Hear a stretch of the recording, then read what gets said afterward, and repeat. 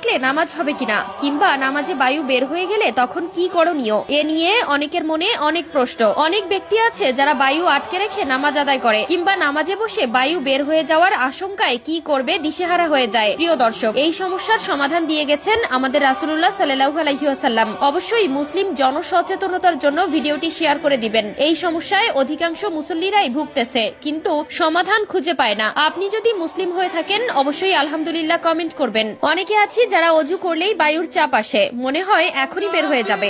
অনেকের নামাজে দাঁড়ালে এই সমস্যা দেখা দেয়। এখন প্রশ্ন হলো, বায়ু আটকে রেখে কি নামাজ পড়লে সেই নামাজ হবে কিনা?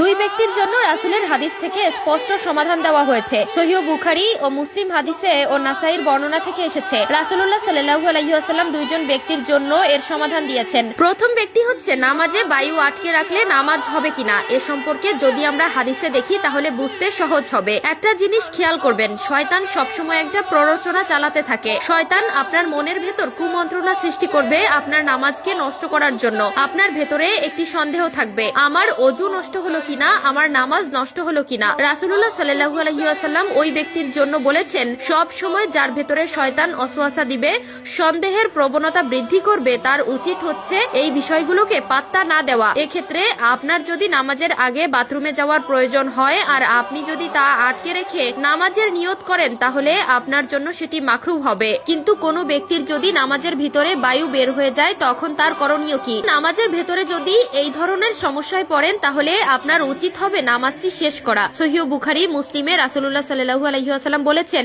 যদি কারো সন্দেহ হয় যে তার বায়ু বের হয়ে গিয়েছে, আগে তাকে সেটি নিশ্চিত করতে হবে, এবং সে যদি নিশ্চিত হয়ে থাকে যে তার অজু নষ্ট হয়েছে তখন সে নামাজ ছেড়ে দিবে, এবং সে যদি 10 কাতার সামনেও থেকে থাকে তারপরেও তাকে নামাজ ছাড়তে হবে।